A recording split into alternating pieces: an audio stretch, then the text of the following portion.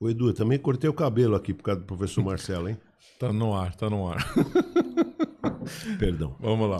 Boa noite a todos, sejam muito bem-vindos para mais um Caravelas Podcast. Hoje eu tenho o prazer de receber o professor José Rego. Nós já fizemos outros 2 podcasts, um ele no meu canal, outro eu no canal dele. E agora estamos aqui para a nossa terceira rodada aí de conversa. Muito obrigado pela presença, daqui a pouco a gente inicia. Vamos ver agora os patrocínios. Então, nós vamos iniciar o mês de outubro com o Caravelas, a Escola Caravelas, né, de ensino, vai ser a sucessora da Escola da Verdade Histórica.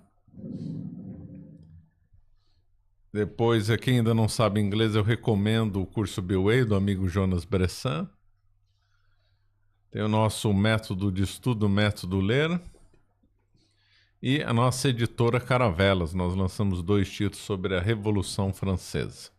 Bom, muito bem. Mais uma vez, obrigado, doutor. Eu que agradeço. Professor José Rego. Prazer tê-lo aqui de novo. Eu que agradeço, professor Marcelo. Eu vou até pedir que façamos parecido com o que fizemos na minha última ida no seu canal, que ali a condução da discussão foi minha, que era sobre o plano real, né? E eu tinha expertise. E os temas que nós vamos abordar hoje, quem conhece mesmo, quem tem autoridade no assunto, é o professor Marcelo. Imagina, eu sei que o senhor estudou. Não, eu estudei, mas eu não tenho não tenho 10% do teu conhecimento. Mas o senhor faça aí os apartes eu vou entrar e dar a minha opinião, né? Mas a rigor, para fazer uma coisa de alto nível como é o seu canal, essa condução tem que ser do professor Marcelo. E agradeço muito o convite. Eu que agradeço.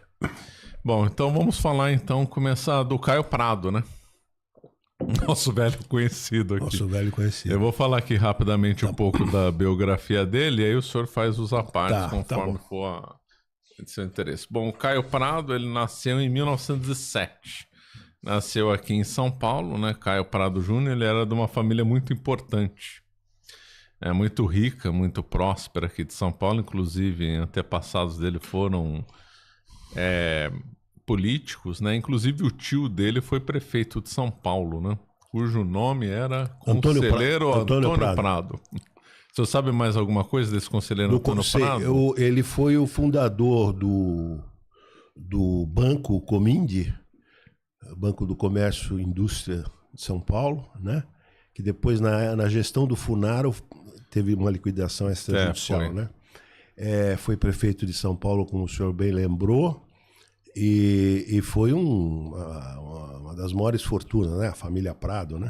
Pra vocês terem uma ideia, o Martinico Prado, Martinho, tio também, né? Tio avô do Caio Prado, quando morre, deixa de herança um valor idêntico ou ligeiramente superior ao orçamento do Estado de São Paulo. Sim, impressionante. Mas é uma fortuna, é uma coisa impressionante. Gigantesca. Então não eram qualquer um, não. Não eram qualquer um. Então o Caio Prado era dessa família, então, riquíssima, muito influente e importante.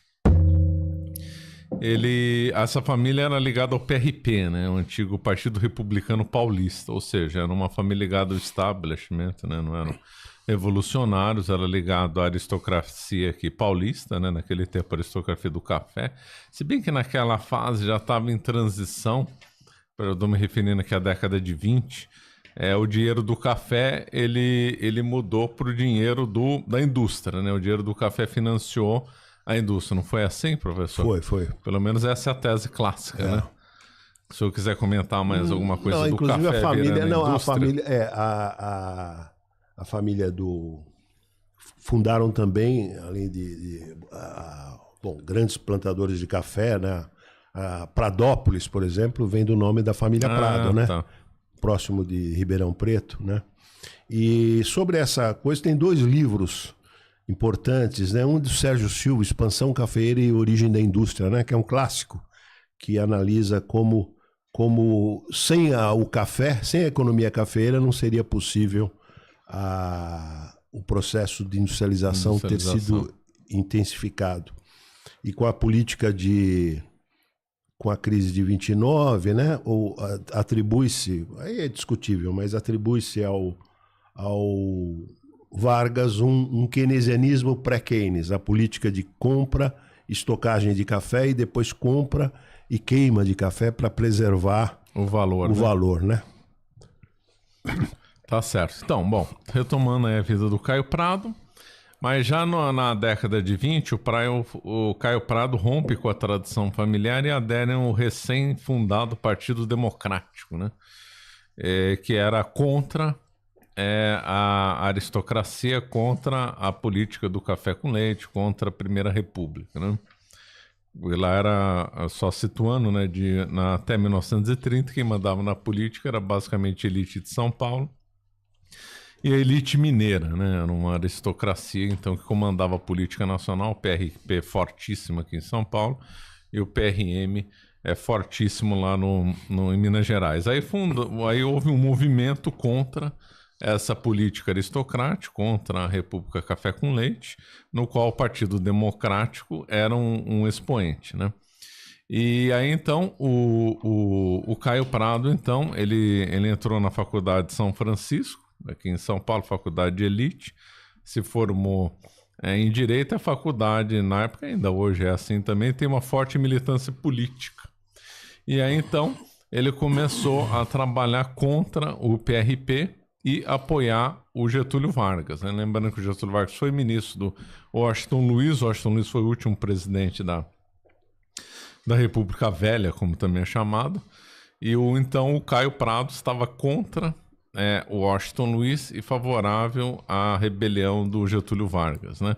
Quando teve a eleição de 1930, houve a eleição o Washington Luiz e a família do Caio Prado apoiaram o Júlio Prestes. E o Partido Democrata, a oposição, apoiou o Getúlio Vargas. Então ele já começou a ficar mal visto na família, o Caio Prado ficou distante aí da família, teve um racha aí na família, mas depois eu comento que ele usou muitos contatos dele para favorecer depois o PCB, né? Bom, eu acho que ele foi até preso na São Francisco por levantar lá um movimento pró-Getúlio Vargas e tal. Chegou a passar a noite na cadeia, depois foi solto, né? Ele era muito influente, então não ia ficar muito tempo na cadeia. Bom, ele apoiou o golpe de 1930. O Júlio Prestes ganhou a eleição, mas não assumiu, teve o golpe. Nesse meio tempo, o Getúlio Vargas assumiu, mas logo depois o Caio Prado se desencantou com o Getúlio Vargas e aderiu ao PCB, Partido Comunista Brasileiro. Se tornar comunista naquela época é muito mais grave, né, do ponto de vista de contraste, porque a pessoa se tornar comunista hoje. Imagina só, ele era da aristocracia, né, do establishment, da riqueza, do café, ligado a banqueiros, a indústria, e vai pro comunismo, uma coisa totalmente aí oposta. Então aquela foi realmente aí um grande choque, né? Ele com o PCB, ele teve momentos de atrito e tal. O PCB também não tem uma história assim muito linear, né? Uma coisa que sempre vai parar sobre os intelectuais ligados ao PCB é que havia uma linha no PCB que queria que fossem trabalhadores que conduzissem a burocracia do PCB e conduzissem a revolução, né? O velho mito do proletariado com base em Marx conduzir a revolução, e não por intelectuais. Então, muito desse lado do PCB, que queria que, na realidade, trabalhadores que fossem a liderança do PCB e, portanto, a liderança de uma revolução comunista que nunca aconteceu no Brasil, tivesse na mão dos trabalhadores, não na mão de intelectuais. Inclusive, naqueles anos 30, o PCB passou por uma reforma e houve alguns expurgos internos colocando os intelectuais numa posição secundária. Segundo o Consul, aí foi orientação lá se não me engano, da Terceira Internacional Socialista, ou seja, a ordem de fora, para fazer uma depuração aqui no PCB e manter um alinhamento mais estreito com Moscou, né? Essa tensão intelectual e proletária é uma coisa que sempre vai alimentar o mundo comunista, porque o próprio Marx não era proletário, né, na vida burguesa. O Engels era um industrial riquíssimo. Boa parte dos que fizeram revolução no mundo inteiro e são líderes de partidos comunistas, na realidade, são intelectuais, gente de classe média, gente rica, e líderes vindos do mundo do trabalho, proletários, não é raro, não tem. É só a elite que faz as revoluções. Essa que é a verdade. Alguns tentam se mascarar e levar uma vida junto com os trabalhadores justamente para mascarar essa origem intelectual, origem de elite. Caso famoso, aliás, contemporâneo do Caio Prado, era a Pagu, né? Patrícia Galvão, que foi amante do Oswaldo de Andrade e que ela se tornou uma operária. Ela, inclusive, abandonou o filho, né? O filho foi criado pelo pai. Justamente para ela tentar mascarar uma origem mais nobre e ficar lá com os trabalhadores. Chegou a casar, né? Depois de ser amante, né? Chegou a casar. Casou, né? Então foi esposa, então. Depois que ele se separou da Tarsila, ela chegou a ser amante, sim, quando ele era casado com a Tarsila, mas depois se regularizaram, né? Posso estar errado, mas eu acho que... Então o Caio Prado era dos inimigos de uma linguagem que não era usada na época, era uma espécie de esquerda caviar da época, ou nos anos 80, que eu acho o nome mais simpático, chamada esquerda Ballantines, né? Esse nome o senhor lembra, né? Da esquerda Ballantines dos anos 80. Lembro. Eu acho que era mais simpático que a esquerda caviar. Bom, ainda na década de 30, o Caio Prado vai para a União Soviética. Imagina só viajar para a União Soviética na década de 30, né?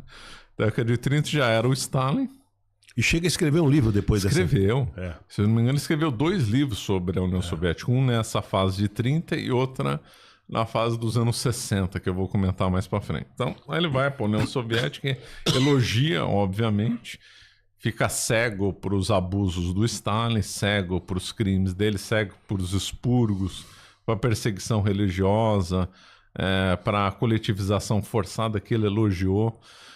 Então, ele fica cego aos problemas do comunismo e acaba elogiando bastante. Ele volta para o Brasil, ele vai preso porque o livro dele foi censurado, né? O livro foi censurado pelo Getúlio Vargas. Quando ele volta da União Soviética na primeira viagem, ele escreve o livro foi censurado, acabou. Aí ele fica preso no governo do Getúlio Vargas, não me lembro que ano, acho que é 37, quando tem o golpe do Estado Novo. E aí depois ele vai para o exílio para a França. Curiosamente, por que ele não foi para o exílio para a União Soviética, né? Boa pergunta. Aí fica lá na França, só que explode a Revolução, a Guerra Civil Espanhola, ele vai para a fronteira para ajudar lá os refugiados comunistas que estavam do lado dos republicanos lá na Espanha, né? Aí depois ele vem para o Brasil, volta para o Brasil. Lá no final dos anos 40, ele é eleito deputado estadual, foi o momento também das Assembleias Constituintes Estaduais. Ele foi deputado, mas como ele era do PCB, o Dutra suspendeu o Partido Comunista, proibiu, ficou na ilegalidade, ele perdeu o mandato, né? Aí ele continuou, então, a militância política e em 42, ou seja, ainda no governo de Getúlio Vargas, ele escreve a grande obra dele, que é a Formação, né? Formação, qual que é o nome completo? Formação do Brasil Contemporâneo. Aí com o subtítulo Colônia. Colônia. Com a ideia de se fazer mais outras coisas que ele nunca fez. Que não fez, ficou no Colônia, né? Ficou no Colônia. E depois ele escreveu um livro sobre economia, né? De história da formação econômica do Brasil. Ele também escreveu um livro sobre dialética, escreveu um livro sobre filosofia ligada a Marx, né? Escreveu também... Porque, salvo erro, ele concorre... esse livro de filosofia, ele concorre a uma cátedra na Faculdade de Filosofia da USP, né, professor? E não lembro se ele ganhou esse concurso, mas ele ganha o título de livre docente com essa tese sobre filosofia. O livro A Formação é um dos clássicos do Brasil. É um livro que eu critico muito, né? É um livro que todo mundo tem que ler, nem que for para criticar, né? Porque ele o Caio Prado é tido como um dos introdutores, ou o principal, ou ainda o número 1, que introduziu o pensamento marxista na corrente historiográfica. E traduzindo em miúdos, então isso significa que toda leitura histórica vai ter como base econômica. Ou seja, o Caio Prado reduz a história do Brasil a um economicismo, né? O que é uma coisa completamente errada. E no livro A Formação está cheio de erros lá, né? Além da visão distorcida marxista, né? De querer... o que os marxistas fazem? Eles têm lá o esquema, né, proposto por Marx, da infraestrutura ou base, que tudo na sociedade é fruto de relações econômicas. Então, o que nós pensamos, nossa religião, moral, direito, qualquer coisa que a gente pensa segundo Marx, tem sua origem na economia, nas relações econômicas. Então, os marxistas tendem a maltratar os fatos para encaixar nessa ideologia marxista. E é isso que o Caio Prado faz nos livros dele, principalmente no Formação. No Formação, vou apontar aqui alguns erros. Primeiro erro, usar o termo capitalismo para o Brasil colônia, né? Fica uma coisa assim muito estranha. Isso ele é muito criticado até hoje, mesmo quem é fanático do Caio Prado talvez aponte essa crítica aí dele, porque usar capitalismo lá para relações na época do século XVI e XVII é uma coisa que não tem muito sentido, né? Falar no capitalismo nos termos correntes só tem sentido depois da Revolução Industrial, né? Então essa é uma falha grave lá dele. Ele quer, na realidade... O senhor tem razão. E tem alguns marxistas importantes, já falecidos, né? Só para citar um, que faz uma crítica forte, é o Carlos Nelson Coutinho, vai criticar isso que o senhor chamou a atenção, né? Do erro de atribuir capitalismo para o Brasil lá atrás, né? E o senhor também compartilha dessa visão. O capitalismo só pode ser falado depois da Revolução Francesa, claro. Lógico. As relações mudam, a sociedade muda, não tem sentido usar esse termo, isso é o que se chama de anacronismo histórico, né? Então, o Caio Prado padece aí desse grande vício, só por esse ponto. Aí ele quer justamente dar uma linearidade, desde o Brasil colônia até quando ele escreveu o livro, em 1942, como uma coisa muito linear no livro. Isso aí não é verdade. O livro também tem um problema de não querer conhecer o Brasil por coisas não econômicas, embora ele avance na miscigenação, um aspecto ali aqui, mas a alma do livro é o economicismo, né? Uma coisa completamente errada. Um outro ponto errado no livro, esse eu acho também horrível esse ponto, ele diz que o Brasil, por causa das dinâmicas aqui geográficas e econômicas, não teria apego à terra, né? Ele fala isso. Então ele dá um exemplo que aí quando terminou a mineração em Minas Gerais, houve um fluxo migratório em direção ao Vale do Paraíba, que depois ia produzir café, né? O café avançou no Rio de Janeiro, Vale do Paraíba, depois interior de São Paulo e aí espalhou por outras regiões, né? Então ele aponta isso, um certo dinamismo, um certo dinamismo na demografia do Brasil. E ele diz lá que o brasileiro, então, por isso não teria apego à terra, as coisas. Quer dizer, uma coisa sem sentido contra o que se vê, né? Por exemplo, você vê Minas Gerais, o mineiro tende a gostar muito de sua terra, o gaúcho também, o nordestino também. Então, o que ele fala é uma coisa que é contra a realidade dos fatos, né? Então, é um livro que realmente é um livro que fez uma promoção da tese furada da colônia de exploração, também outro anacronismo. A tese no meu canal já debati várias vezes contra essa tese, que é uma tese do século XIX, principalmente, que teve sua origem lá com Adam Smith, mas principalmente desenvolvida no século XIX com Leroy Beaulieu, e que disseminou que haveria dois tipos de colônia de povoamento e colônia de exploração. Usar um termo de século XIX, extrapolar esse termo para o século XVI, XVII, XVIII, não faz o menor sentido. Ainda sabendo que nos documentos portugueses não havia expressão, não havia referência à colônia do Brasil. Tem um estudo muito interessante, já comentei isso no canal, mas volto a dizer, de Tito Lívio Ferreira.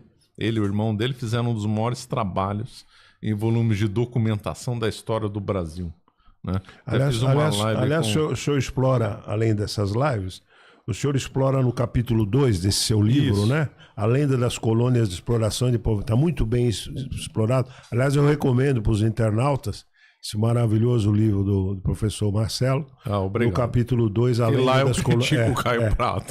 Aqui tá muito bem explorado. Então, e aí o Caio Prado, então, endossa essa visão equivocada do Leroy Beaulieu, e ele vai ser o principal, não único, mas o principal difusor dessa lenda de colônia de exploração, que vai gerar um monte de efeitos negativos na historiografia e também na própria formação da intelectual do povo brasileiro, que vai, traduzindo em vai empurrar toda a culpa para Portugal, então o culpado é o outro. Tudo que é ruim do Brasil foi feito há 300, 400 anos atrás e tal. Então fica uma coisa muito errada se apontar a culpa para os outros, como se os brasileiros não tivessem capacidade de se organizar e construir um país. Parece que o Brasil está ficando vinculado ao passado de forma eterna. Esse é só um dos problemas, né? Além da tese ser totalmente errada e preconceituosa contra, né, os portugueses. Ainda adendo esse erro crasso do Caio Prado de colônia de exploração e também acusando os brasileiros de não ter um vínculo com a terra, você viu as cidades históricas mineiras, Ouro Preto, Mariana, Sabará, Tiradentes, São João del Rei, etc.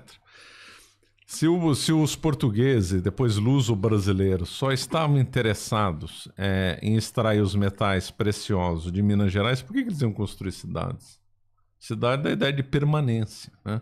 Se você vai lá, constrói uma cidade belíssima como Ouro Preto, lá deu trabalho, é construído com pedra. As igrejas espetaculares. Você não vai gastar tanto tempo, tanto esforço se aquilo lá fosse uma coisa de momento, né? A Ouro Preto briga com essa ideia do Caio Prado, porque ali já dá totalmente a visão oposta que ele dá no livro dele. Lá dá uma ideia de permanência, é uma ideia de ficar, de legar alguma coisa para os filhos e para os netos, completamente diferente da visão que ele quis dar lá no livro dele, né? Então é um livro que dá muito erro aí, né? E depois, né, ninguém comenta que os jesuítas chegaram aqui e depois fundaram escolas, né, fundaram cidades, coisas completamente avessas, um conceito meramente exploratório, né? A primeira coisa que fizeram em Olinda foi fazer a Santa Casa de Misericórdia. Em Santos também. Nos Estados Unidos, o primeiro hospital demorou mais de 100 anos, desde que os primeiros ingleses pisaram lá, né? Então são coisas que conflitam com essa visão de colônia de exploração e colônia de povoamento. No Brasil e também mesmo nas colônias espanholas, claro, né, professor? Sem dúvida. Por exemplo, eu estou lembrando aqui a Universidade de Córdoba, fundada pelos jesuítas no século XVII, né? Obrigado. Então, essas visões marxistas, elas são erradas, né? Elas levam para um raciocínio errado na história por dois sentidos, né? Primeiro, que a aplicação do materialismo dialético é furado, é errado, né? Então já dá erro. Depois, elas levam as pessoas a determinados preconceitos, não só com quem trabalha, produz, enriquece, também com certos valores do passado, como, por exemplo, a herança lusitana. Lembrando que entre os marxistas, eu acho que o Caio Prado é um dos piores. Por exemplo, o Sérgio Buarque de Holanda, que se der a gente vai comentar um pouco depois, ele alguns livros dele ele tem uma visão melhor sobre isso, se der tempo eu comento, né? Mas o Caio Prado, ele tinha um foco muito marxista, né? Isso é muito ruim. Bom, ali nos anos 40, então, ele continua, nunca abandonou o PCB, né? Que eu saiba, acho que talvez só no final da vida, acho que nem no final da vida, né? Pelo que eu me lembro. Bom, aí avançando na história, chega o golpe militar, ele vai para a União Soviética de novo nos anos 60. Volta, escreve um livro, se não me engano, um livro chama Mundo Socialista, alguma coisa, ele vai para a União Soviética, vai para a China e elogia os dois, né? E ali ele está alinhadíssimo com o PCB e com a linha do Khrushchev, que é uma linha mais moderada, ou seja, uma linha de coexistência com o capitalismo. Ele defende o socialismo, ele diz que o socialismo é o principal, é o modelo para a humanidade, que o capitalismo vai ser superado, que é muito superior ao capitalismo. Só que nos anos 60, ele endossa a visão do Khrushchev, que teria que ter uma coexistência pacífica e que não haveria necessidade de ter uma guerra, etc. e tal, né? Ele ganhou um prêmio literário, não lembro qual, mas eu acho que não foi pela formação, foi por outro livro dele. Ele ganha o Juca Pato, né? Juca Pato, intelectual do ano. Intelectual do ano. Aí ele é preso pelos militares, né? Na China também, ele elogia a China. A China era governada pelo Mao Tse Tung na época. O Mao Tse Tung foi um dos maiores criminosos na história. Quando ele estava na China lá, foi o período da grande fome da China. causada pelo grande salto pela frente, uma política completamente equivocada no Mao Tse Tung. E aí gerou uma fome gigantesca e vai lá, o Caio Prado vai lá, elogia tudo lá. E ele tinha um óculos totalmente cor-de-rosa para um mundo socialista, né? Aquela coisa que ele se aproveitou da elite que eu esqueci de comentar é que ele criticava os burgueses, né, e os ricos, amigos da família dele, só que ele pedia dinheiro para eles financiarem o PCB e outras atividades dele. E depois ele usou o dinheiro, supostamente maldito, da exploração para montar lá a editora, né, a Brasiliense, que foi uma editora que já logo depois da Revolução Cubana publicava discurso do Fidel Castro, falava do Che Guevara, já que logo em 1960, 61, já se difundia aqui no Brasil os textos relacionados lá à Revolução Cubana, que obviamente o Caio Prado elogiava muito. Então ele era... Agora, foi uma editora, justiça seja feita, que teve bastante êxito, a editora, né? Principalmente depois com o ingresso do filho, né, professor Marcelo? Teve, eu mesmo comprei muito livro da Brasiliense. A Brasiliense teve um papel, o filho Caio Graco Prado, que morreu cedo até num acidente de moto, e na Brasiliense que surge o Luiz Schwartz. O Luiz Schwartz começa como uma espécie de um estagiário com o Caio Graco e depois cria a Companhia das Letras, né, o Luiz Schwartz. A Companhia das Letras é uma editora que ela edita muito bem os livros, né? Também tem títulos muito bons. Uma qualidade muito boa. Depois ele vende uma parte importante para Penkin, né? Da Inglaterra. Ah, tá. Mas agora recentemente. Mais recentemente. Aliás, com um uma valor... das maiores do mundo. Maiores do mundo. Um valor que atribui-se 60 mil. A parte que ele vendeu, na época, L'Argent sur la Table, foi 60 milhões de dólares. Nossa, quer dizer, foi um negócio exitoso. Negócio... E ainda continua sócio, né? Bom, aí então o Caio Prado ele vai preso, né, na ditadura militar, aí tem a redemocratização, e aí logo depois ele acaba falecendo, ele falece em 1990, né? Então, assim, em suma, mais ou menos essa é a biografia, e comentei um pouco do principal livro dele. Gostaria que o senhor fizesse os seus apontamentos em relação a ele. Ele tem uma importância grande, porque depois inúmeros historiadores, né, já com vínculo direto, porque a formação dele na universitária, além do de direito, ele estudou geografia também, né? Ele era muito inteligente, né? E ele percorria o Brasil, enfim, tal. Ele também foi um geógrafo, mas ele exerce, o senhor tem toda a razão, ele exerce uma enorme influência nos historiadores que vêm depois, né? Para citar um aqui, discípulo dele, é o historiador Fernando Novaes, né? Então, o Caio Prado, bom, e toda a interpretação marxista continuou tendo uma influência muito grande na vida universitária e nos historiadores, né? Ele, salvo erro, ele ficou preso um período grande, né? Mais de 500 dias, estou lembrando aqui, o Lula ficou preso 580 dias. Salvo erro, o Caio Prado ficou mais de 500 dias preso. Agora, tem um livro que eu gostaria de ouvir o professor falar sobre, que é o livro de 66, A Revolução Brasileira, né? Esse eu não li. Ah, tá. Esse eu não li esse livro. Que é um livro que muita gente critica, achando que ele não percebeu, ele até como intelectual e como historiador, ele não percebeu o que, no afã de criticar o Getúlio, enfim, e o golpe também a Revolução de 64, enfim, que é um livro ressentido, ele não dá conta de explicar o desenvolvimento que houve de 30 aos anos 60, certo. Tá? Então o livro dele, muita gente, inclusive da esquerda, atribui o livro com um equívoco, um livro ressentido, A Revolução Brasileira de 1966.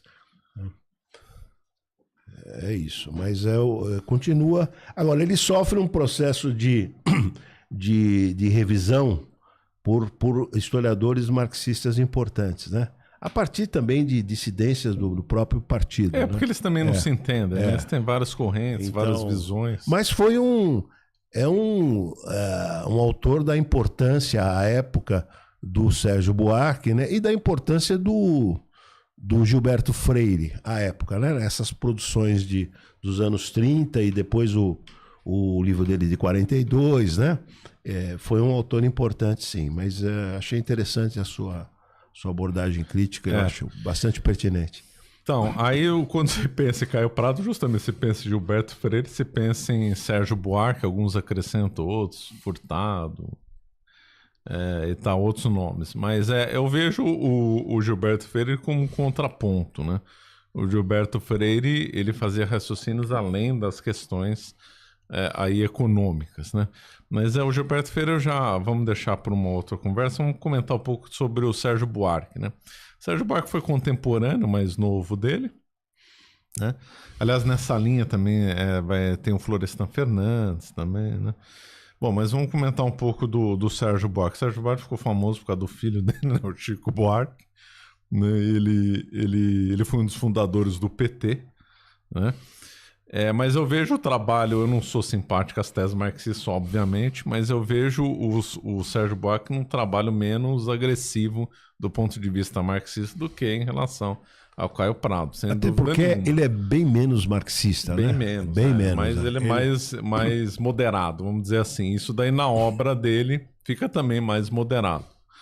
E todo mundo comenta dos Raízes do Brasil, que é o clássico dele, inclusive escrito antes do Caio Prado, né? Acho que anos 32, por aí, uma coisa assim. 33, né? 33, então. Mas eu gostaria de chamar a atenção, já que só estou criticando os autores comunistas, mas o Sérgio Buarque tem 2 livros interessantes. Um sobre Monções e o outro sobre os bandeirantes, cujo nome é Viajantes. É alguma coisa assim. Monções é o caminho dos bandeirantes pelos rios, né? Porque os portugueses no Índico tinham que ver as monções, que são os ventos, né? Conforme os ventos, eles tinham que conhecer bem os ventos para poder navegar no Índico, né? Então, um barco para alcançar sucesso em Goa, ele tinha que sair no máximo em março de Lisboa. Se ele saísse em abril, o risco de não conseguir chegar em Goa era enorme. E a volta o barco tinha que sair de Goa em setembro. Se saísse em outubro, provavelmente ia ter dificuldades.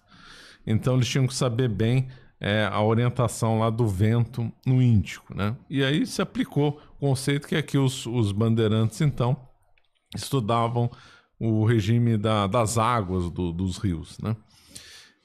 Para poder pegavam as canoas e iam em direção, então foram em direção ao Paraguai, até a divisa lá com a Bolívia, aproveitando aí os rios, né? E o que é interessante é a análise que o Sérgio Buarque faz dessa ponte, né? Inclusive, esse raciocínio dele é perfeito, né? Ele diz que assim como os portugueses tinham apreço pelos mares, né? Nunca antes navegados, e uma vontade de explorar, seja qualquer custo que seja, né?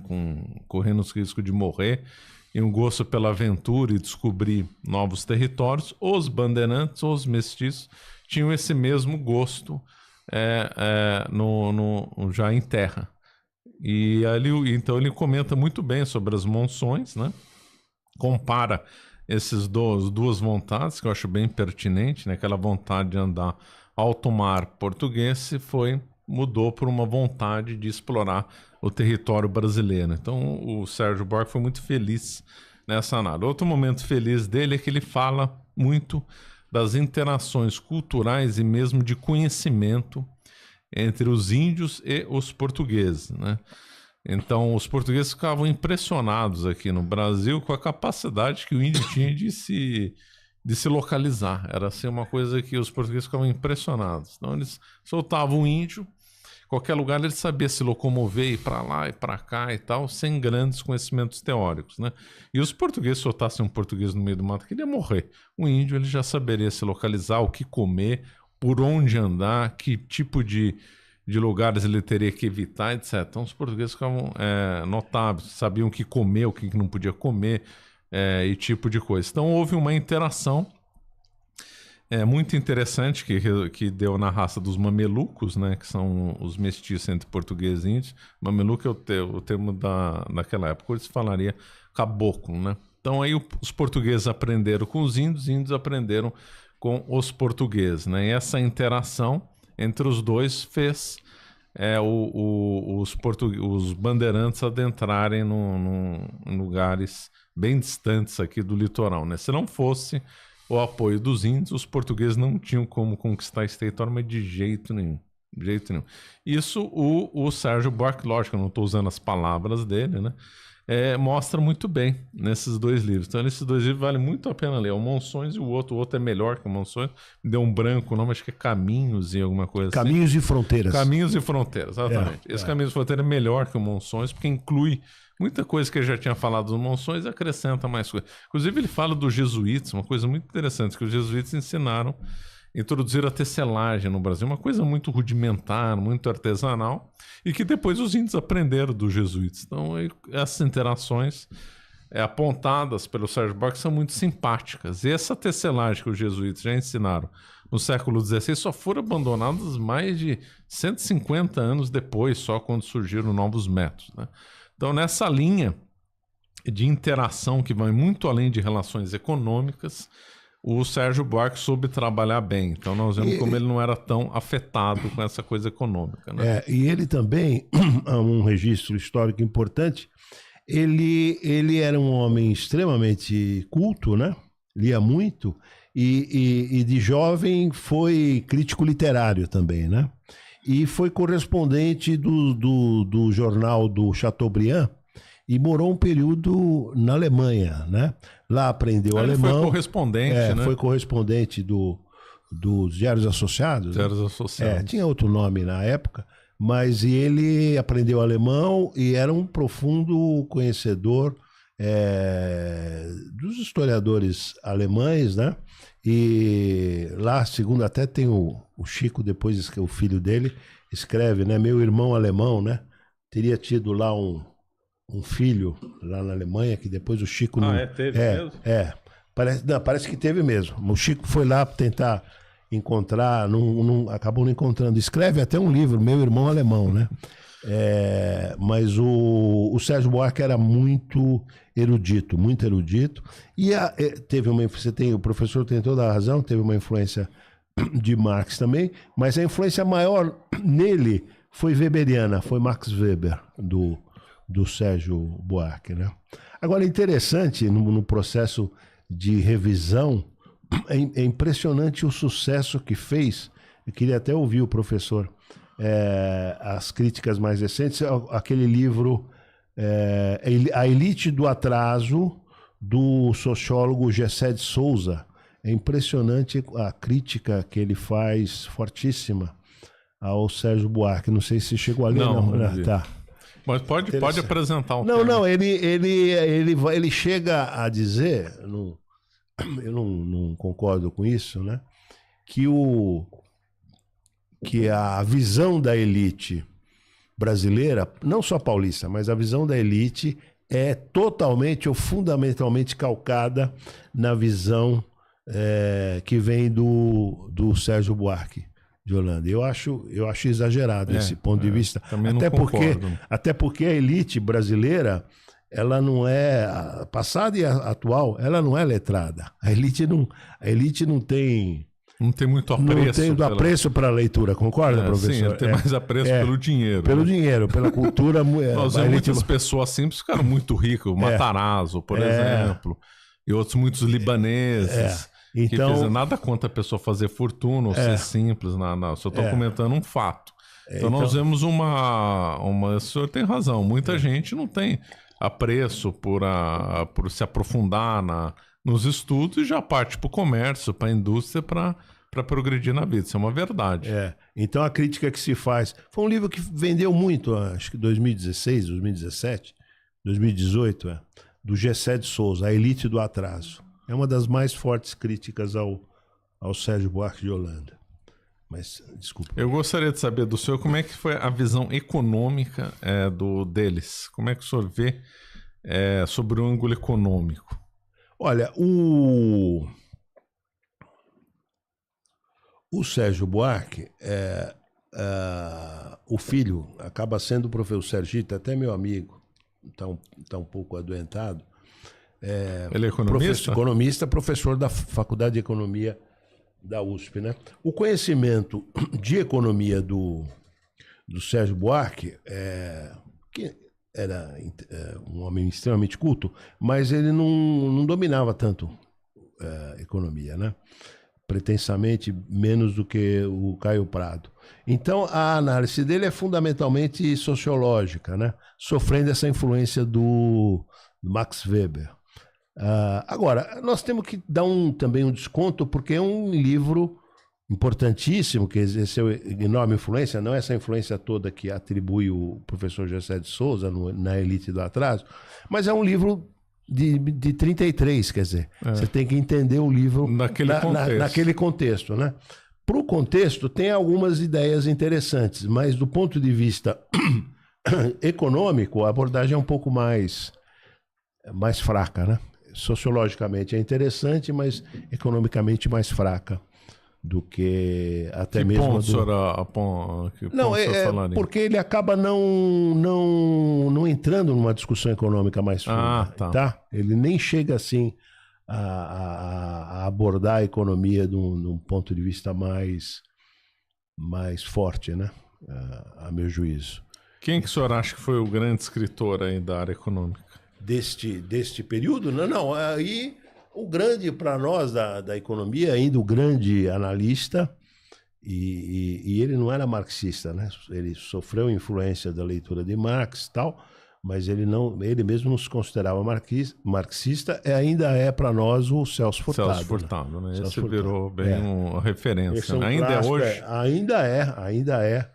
Tem alguns equívocos, né? Segundo alguns críticos, mas ainda é o principal historiador econômico, vamos dizer assim, brasileiro, né? Isso que teria a dizer. Mas Gilberto Freire você não gosto muito. É que ele fica fora. Eu coloco ele não como ele não era marxista. Assim, ele faz uma análise muito profunda. Para mim, o grande livro aí que retrata a realidade do Brasil é A Casa Grande Senzala. Ele foi bem a fundo, lógico que sempre cabe crítica, né? Ninguém é perfeito, mas ele foi a fundo ali na investigação do Brasil. Então, o Gilberto Freire ele é obrigatório. O Gilberto Freire é muito criticado pela esquerda, né? Porque como ele analisou por um viés não econômico, ângulos não marxistas... E ele era um conservador, né? Então, os intelectuais, principalmente da USP, de São Paulo, tinham verdadeira ojeriza ao Gilberto. Mas foi de uma importância, né? Eu tenho até aqui um poeminha, se você me permite ler, do Manuel Bandeira, sobre o Casagrande. É um poema que foi aqui publicado em 73, né? Casagrande Senzala. É um grande livro que fala dessa nossa leseira brasileira, mas com aquele forte cheiro e sabor do norte, com fuxicos danados e chamegos safados de molecas fulôs com sinhôs. A mania ariana do Oliveira Viana.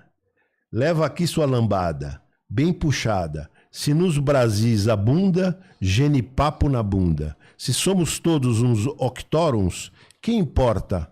É lá desgraça, essa história de raça? Raças más, raças boas. Diz o Boas é o Franz Boas, que o orienta lá na Universidade Americana, né? O alemão.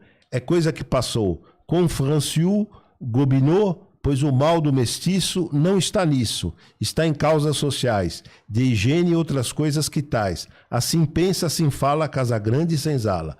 Livro que a ciência alia, a profunda poesia, que o passado evoca e nos toca. A alma do brasileiro que o Portuga femeeiro fez um mal fado quis, infeliz.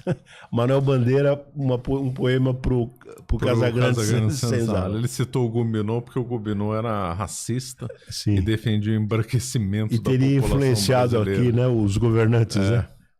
E teria uma influência. triste figura esse Gobineau, né? E ele cita a Oliveira Viana. Oliveira Viana também é outro sociólogo e famoso, que eu também não gosto muito das ideias dele, né?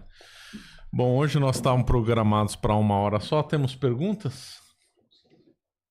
Excelente, professor. Gostei. Temos sim. Temos aqui, vamos lá. Um minutinho. Vamos lá. Tem algum historiador de esquerda que vale a pena ser lido? Não, tem vários. Não vamos assim também. Tem historiadores que têm visão marxista, mas fazem trabalhos muito bons, né? Então, por exemplo, o próprio Sérgio Buarque de Holanda, esses 2 livros que eu citei, o Monções e o outro, vale muito a pena ser lidos. Claro, não é porque a pessoa tem um certo viés esquerdista que às vezes não vai produzir assim um bom material. Eu gosto muito de ficar pesquisando textos relacionados a mestrado e doutorado e vejo boa parte das pessoas são esquerdistas, mas produzem muito bom material. Então não é assim, esquerdista, já vou abandonar a leitura. O que o senhor acha da produção da historiadora e antropóloga Lili Schwartz? Então, é um trabalho muito bom. Ela escreveu um clássico lá sobre o Segundo Reinado, né? Um livro excelente. Infelizmente, ela tem uma militância política do modo que a gente não concorda, né? Ela é declaradamente do PT e tal. Eu cheguei a assistir umas aulas dela online, e mesmo na online ela quer fazer militância, é muito chato, né?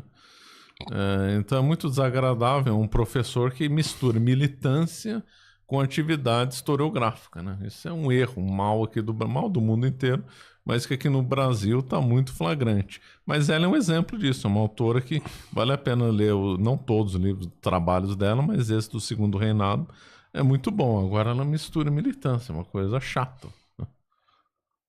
Vamos lá, temos mais uma aqui. Mais uma pergunta aqui. A esquerda mente por mau caráter ou por ignorância? É polêmico. Tem dos dois, né? Tem uma massa de gente, que é a famosa massa de manobra, né? Que obviamente são pessoas que não tiveram algum tipo de formação, não buscaram conhecimento, acabam seduzidos pelo canto de sereia da esquerda.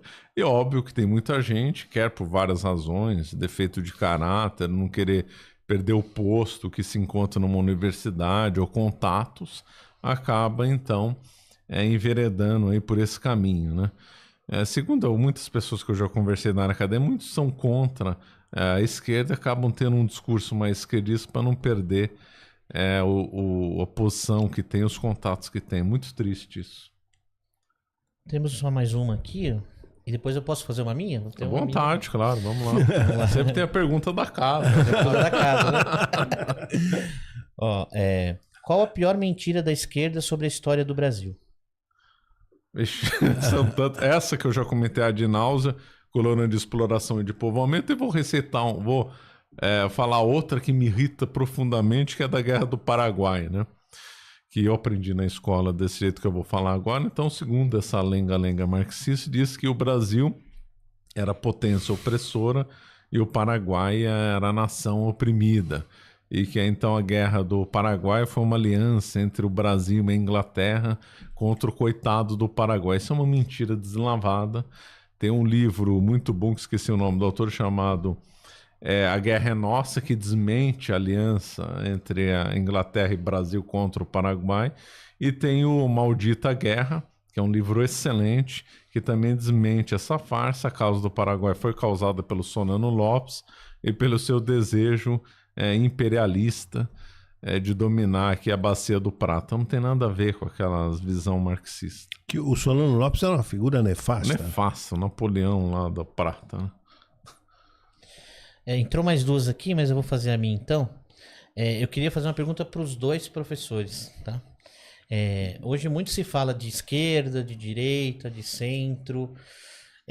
Vocês acham que hoje no Brasil, o brasileiro ele sabe exatamente, tanto ele quanto os próprios políticos, tá? A definição correta do que é esquerda, direita e centro? Não. O senhor quer comentar alguma coisa? Não, eu acho a tua pergunta boa, mas uma coisa que me chama a atenção é que a coisa está mudando. Sim. E o próprio trabalho como o do professor Marcelo Andrade, e o advento da internet tem ajudado numa pedagogia mais ampla, Sim, né? Verdade. Porque antes a coisa ficava elitizada e com o predomínio de uma certa visão nas universidades acaba ficando engessado tudo. Então há um processo de democratização importante do conhecimento pela internet e pelo papel exercido por professores como o professor Marcelo Andrade e outros, né? Está havendo uma disseminação do conhecimento histórico, econômico, Em todas antropológico, as áreas, né? todas as áreas, né? Concorda, Sim, professor? concordo, claro. A internet mudou o Brasil, né? Essa que é a verdade. Antes nós éramos escravos das grandes redes de televisão ou de trabalhos acadêmicos produzidos por um viés ideológico esquerdista. Aí depois, com o surgimento da internet, surgiram novos atores, novas figuras, estão produzindo excelente material, ou escrito ou gravado, que então mudaram. O que eu quero dizer lá, quando eu falei não da esquerda e direita, que também são termos que oscilam ao longo do tempo, por causa da janela de Overton, né? Então, pessoas que eram liberais há 100 anos atrás, hoje seriam conservadoras, né? Então, um conceito que muda, um conceito muito fluido, direita e esquerda, né? Então, se a pessoa não estudar, não se aprimorar, ela vai fazendo muita confusão na cabeça. Tem uma definição que é razoável, acho razoável, é do Bobbio, salvo erro é do Norberto Bobbio. O conservador, né? O cara de direita, vamos dizer, é aquele que não abdica da ordem em detrimento da justiça. E o cara da esquerda, tem um bias nessa definição, claro, e o cara de esquerda é aquele que que abdica da ordem em benefício da justiça. Uma justiça meio vesada, né, na visão que eles têm da justiça. Vamos lá, tem aqui o Paulo Alencar, ele pergunta, com relação aos historiadores escolares, o que acham da obra do Cláudio Vicentino? Cláudio Vicentino? Eu nunca li. Eu também não, é de divulgação segundo grau, né? Se eu não me engano. Ele está dizendo aqui historiadores escolares, né?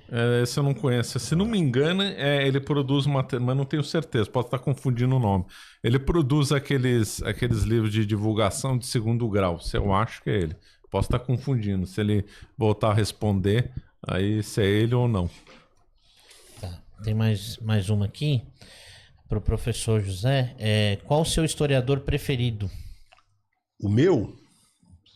Eu não tenho. Brasileiro? A pergunta é para mim? Eu não tenho assim um historiador preferido brasileiro, mas me ocorre de dizer talvez Fernando Novaes. Mas aí tem eu sou suspeito de dizer porque fui aluno dele, então, mas eu diria Fernando Novaes, da USP. Ok. Por enquanto não temos mais perguntas. Tá bom. Então, excelente. Tá, chegamos aqui a 1h, conforme era agendado. O senhor quer fazer as últimas considerações? Não, eu queria te agradecer, destacar o fato que eu sou só um estudante de história, né? Não tenho a tua expertise, mas agradecer o teu convite aqui e fico disposto a outras jornadas. Claro. Porque por coincidência nós estamos no mesmo espaço. Nós estamos no mesmo espaço, E também hoje cobrimos, né, uma lacuna que acabou tivemos, né, uma lacuna aqui no teu canal, mas eu acho que foi muito proveitoso e me obrigou a ler esse teu livro, que aliás eu vou querer uma assinatura aqui. Vou dar um autógrafo aí na sequência. Muito obrigado, professor. Eu que agradeço. Então, agradeço a todos aí que nos acompanharam, né? E até o nosso próximo Caravelas Podcast. Obrigado.